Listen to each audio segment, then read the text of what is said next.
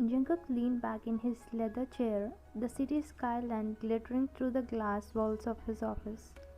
His jaw tightened as he taped a pen against the desk, thoughts replaying yesterday's scene in his mind. He had gone to a small cafe near the central district to meet an important client, the meeting running later than expected. As he stepped out, coffee cup in hand, something caught his eye across the street. A familiar figure walking out of a shopping mall. It was you. You were smiling faintly, talking to one of your friends, holding a small shopping bag.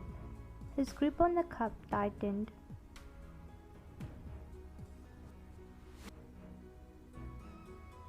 How could she lie to me? It wasn't the fact that you had gone shopping. He wasn't the kind of man to control personal lives. But you had called in sick that morning, your voice faint over the phone saying you had a fever and couldn't make it to work.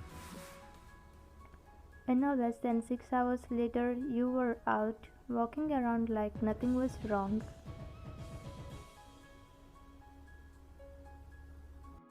The image had gnawed at him all night. Jungkook wasn't a man who tolerated dishonesty, especially from the people closest to his professional life.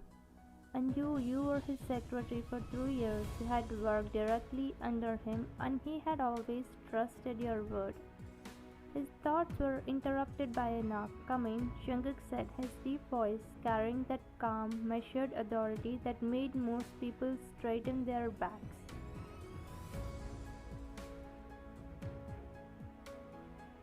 The door opened and your department manager stepped in, file in hand. "Sir, may I?" Jungkook gave a curt nod. "Where is she?" The manager blinked. "Wine?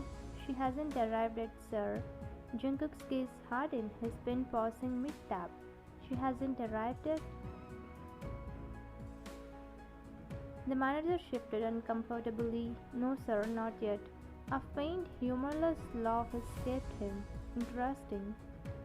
Everyone in the building knew John Jungkook was a perfectionist, a man whose brutal honesty could cut deeper than any insult. He valued punctuality, discipline, and above all, truth. And no one knew this better than you. For years you had handled his schedule, sat in his meetings, which is why in his mind your fever excuse stung more than it should have. Meanwhile, in your apartment, the weak morning sunlight filtered through the curtains as you sat at the edge of your bed, pulling on your work blouse slowly.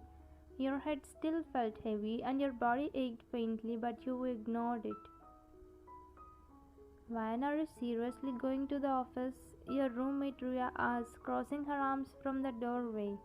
"You are still pale, just a few more days off." "I can't, Rhea," you said, forcing a small smile. "I have already been gone for a day. There is too much pending work and Jungkook. He will be furious." "Why would you even care what he thinks? You are sick. Tell him the truth. Tell him you are still unwell." You shook your head, buttoning your blouse. "No, I don't want anyone to make excuses for me. It's my problem, and I will deal with it. Besides," you sighed, "if work gets delayed because of me, the whole department suffers. I don't want that." Ria frowned. "You're too stubborn for your own good." Maybe she was right, but your mind showing up was the only option, even if it meant pushing through the dizziness and fatigue still lingering in your body. Later that morning, the elevator ride to the CEO floor felt longer than usual. You clutched your small handbag tightly, willing your nerves to calm down. As the door slid open, the familiar, quiet, professional air of the top floor greeted you, the kind of silence that made you. Your manager was standing near the reception desk. The moment he spotted you, he walked over, lowering his voice. "Ryan, where have you been? Jungkook sir has asked about you multiple times this morning." You swallowed. "I got delayed." He glanced towards Jungkook's cabin door. "Be careful. He's in full mood today." You offered a faint smile. "I will take care of it." Walking towards the large double doors, you smooth your hair and straighten your blouse, trying to mask the weakness in your body. You knock gently on the door. A deep voice from inside said, "Come in."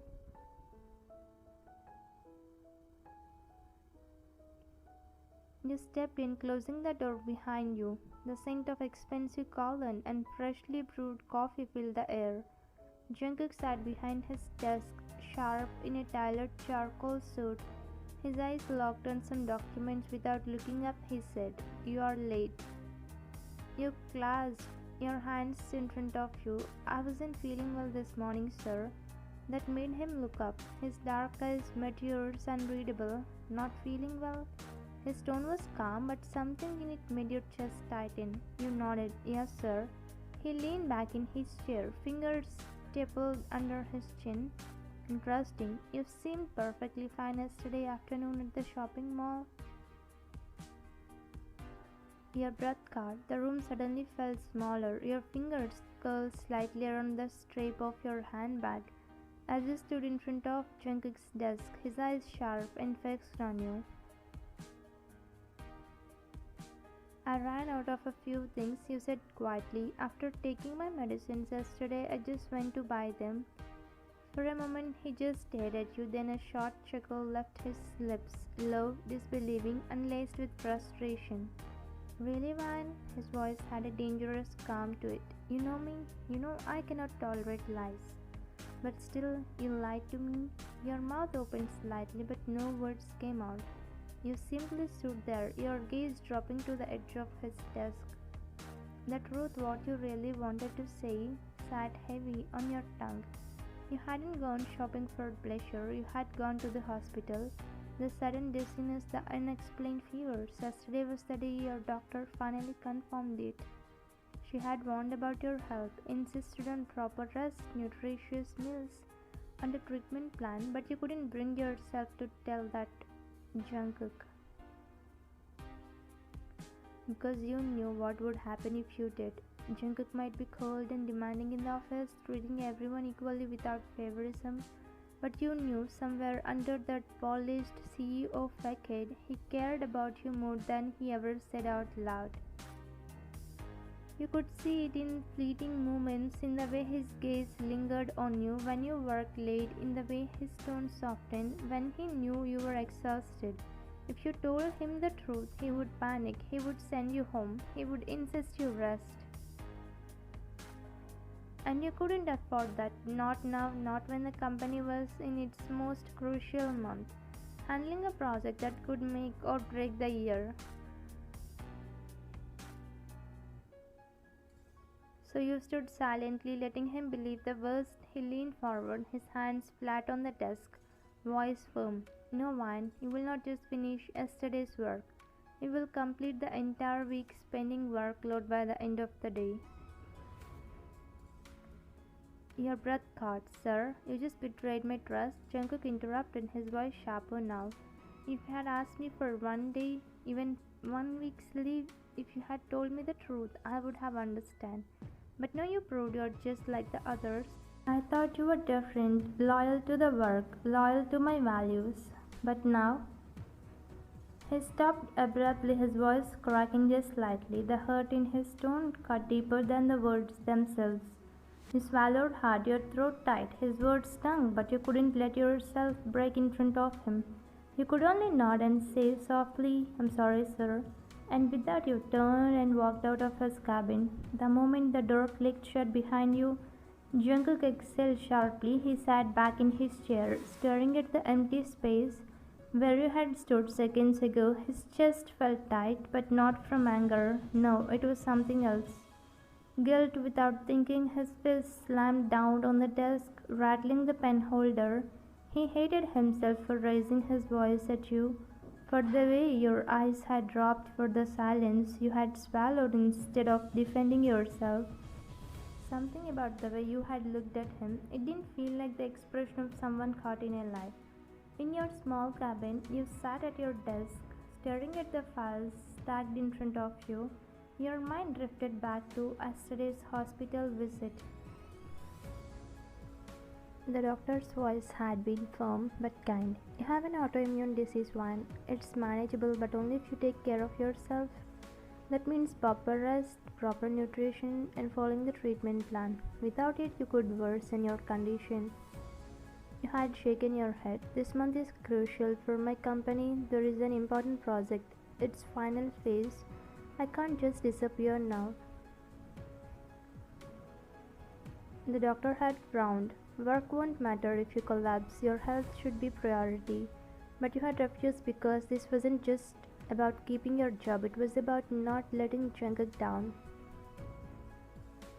Now sitting at your desk, you took a deep breath and pulled the first file towards you. Your body felt heavier than usual.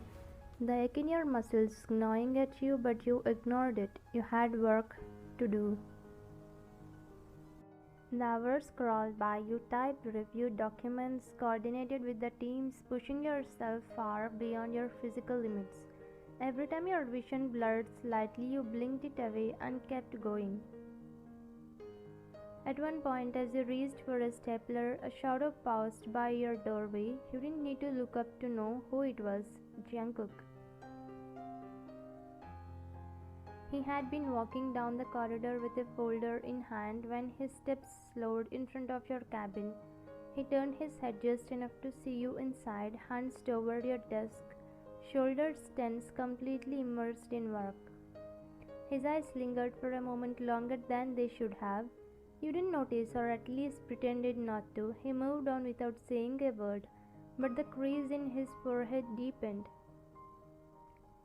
Later, when he passed by again, you were still there, typing furiously, a pen between your teeth, paper spread across the desk. Your tea had gone cold beside you.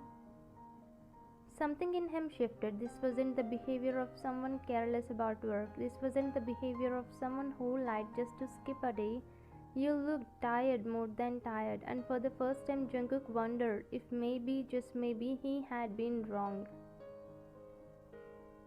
But you never looked up, never slowed down, and so he walked away again, silently battling with the guilt that had been clawing at him since the morning. It was close to midnight when the building finally exhaled. Elevator side lights dimmed to their night mode. The city's hum became a soft, distant hush behind the glass. Jungkook shrugged into his coat and reached for his keys, then paused. A thin band of light leaked from your cabin across the hall. He frowned. Your cabin light should have been off hours ago. He crossed the hallway, footsteps steady but quick. Through the glass, he saw you hunched over the desk, sleeves rolled to your elbows, typing like every second mattered. Your tea sat untouched, a pail from on top. Jungkook opened the door. Wine. You startled and turned, eyes ringed with fatigue but bright with determination. Sir, I'm almost done. Just 2 more days' worth of work and I will. No, he said, voice flat but softer than it had been all day. Go home. I will, I promise, but let me finish the weekly budget consolidation, then the vendor approvals, then tomorrow's schedule. His jaw tightened. That's not 2 more days of work, that's a week. Go home. I'm fine. You lifted a hand to wave him off. Really? Jungkook, sir, I can. You're not fine. He took a step closer, and the moment he had a good look at your face, pale, lips dry, eyes glassy, something inside him twisted. You're exhausted. Shut the laptop now. I'm fine. The word cut in half as your head swayed. The wall tilted, your fingers slipped from the keyboard. The chair groaned as your body went slack. One. He moved on instinct, code forgotten, keys clattering to the floor, catching you before you hit the ground. Your pulse fluttered against his fingers, there but weak. He tapped your cheek with gentle, panicked urgency. Hey, look at me, Wine. Open your eyes, please. Nothing. He swallowed, thumb trembling as he swiped his phone from his pocket. Dr. Han, he snapped when the line clicked, not bothering to hide the fear in his voice. Come to my office now. Emergency. He scooped you up, light to light, and hurried you down the corridor. His suit door swung open and he set you on the leather couch, coat under your head as pillow. He unbuttoned your collar enough to ease your breathing, loosened your wristwatch and held your hand in both of his like it was the only thing tethering him to the earth.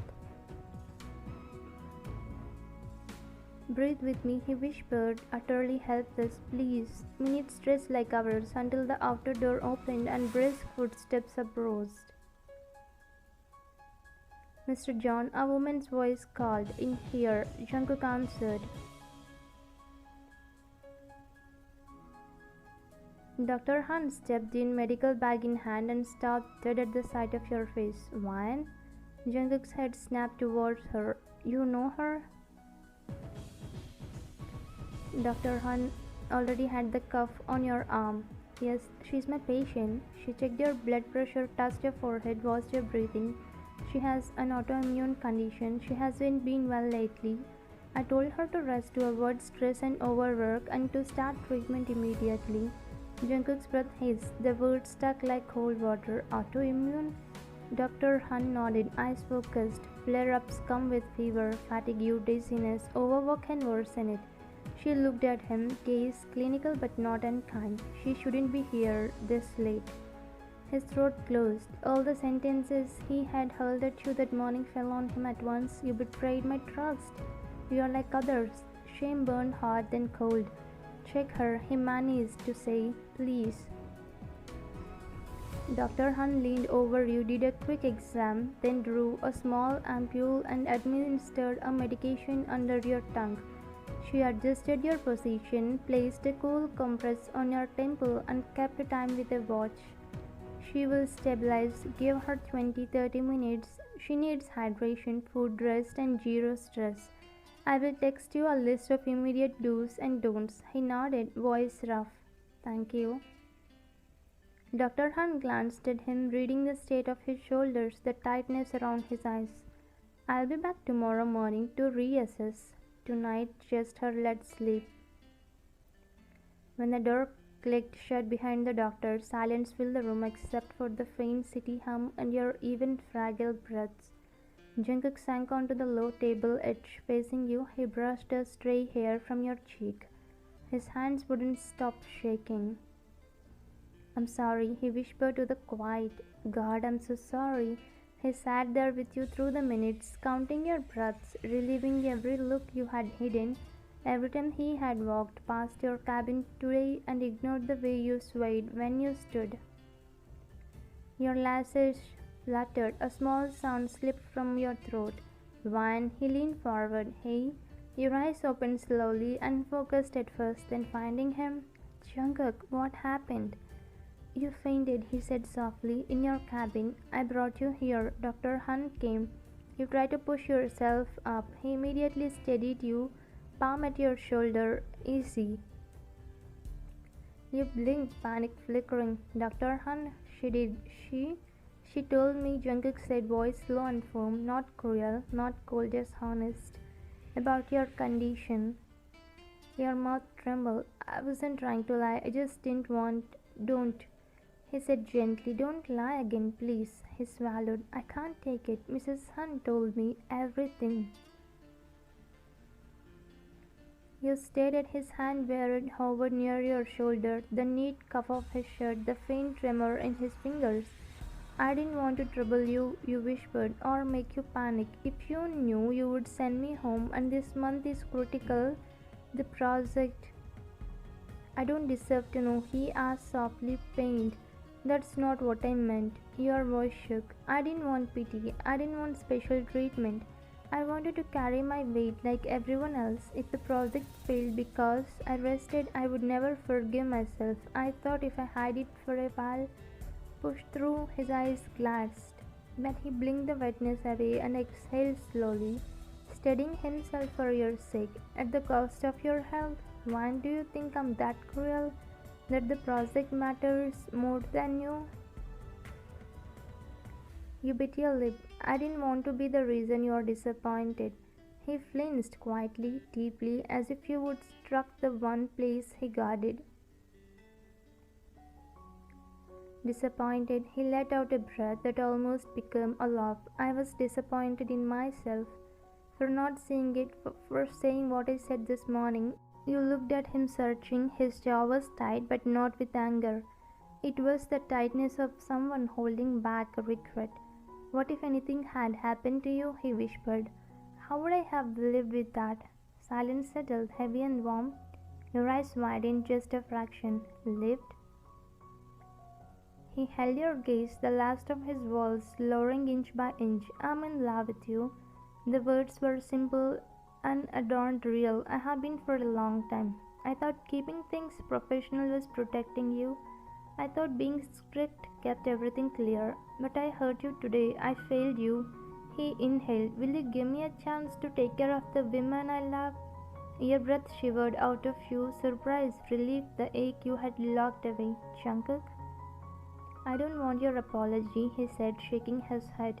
I want your permission to be here, to be the person who makes sure you eat, rest, heal, to carry the weight you think you have to carry alone.